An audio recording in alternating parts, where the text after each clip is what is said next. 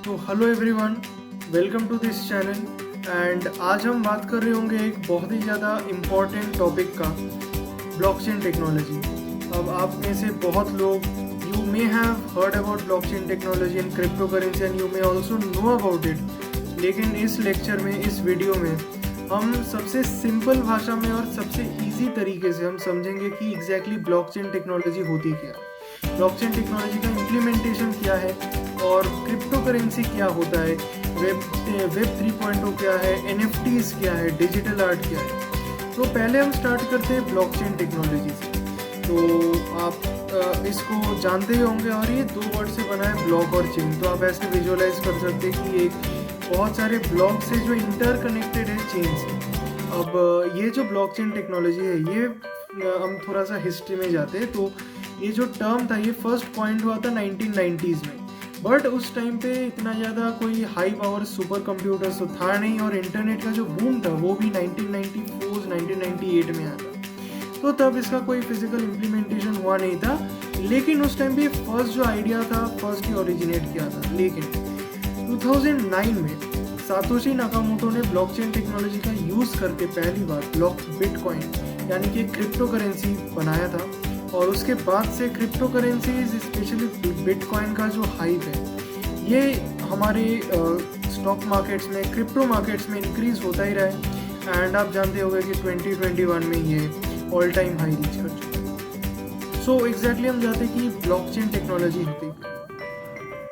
तो अगर हम साधारण भाषा में या फिर सिंपल लैंग्वेज में कहना चाहते हैं कि एक ब्लॉक क्या है, तो एक ब्लॉक बेसिकली एक इंफॉर्मेशन को स्टोर करने का तरीका। अब एग्जैक्टली इंफॉर्मेशन क्या है?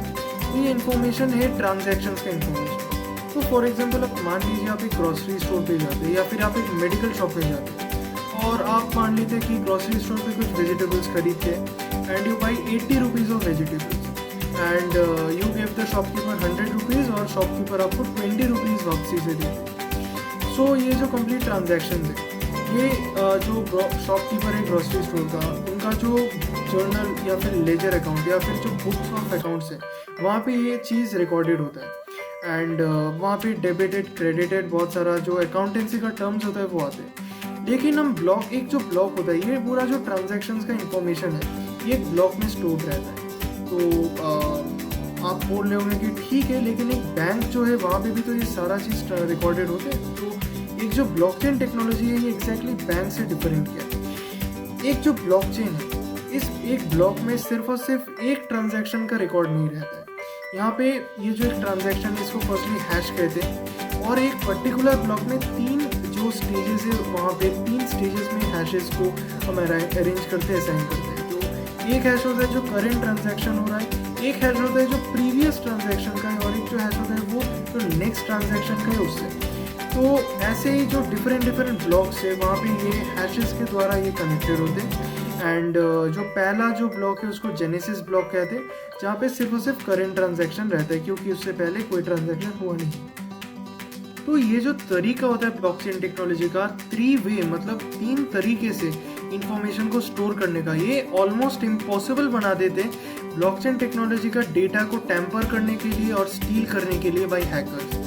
मान लीजिए कि किसी भी सिस्टम में एक अगर इंफॉर्मेशन हो, कोई अगर उसको स्टील करना चाहेगा या फिर टैम्पर करना चाहेगा, तो फॉर एग्जांपल उनको वो डेटा को चेंज करना होगा। लेकिन इस ब्लॉकचेन टेक्नोलॉजी में क्या है कि if you want to change any data or tamper with any data, then you have to change the data in 3 corresponding systems। आपका प्रीवियस ब्लॉक में भी चेंज करना है, नेक्स्ट ब्लॉक में भी चेंज करना है, और इस करेंट ब्लॉक में भी चेंज करना है।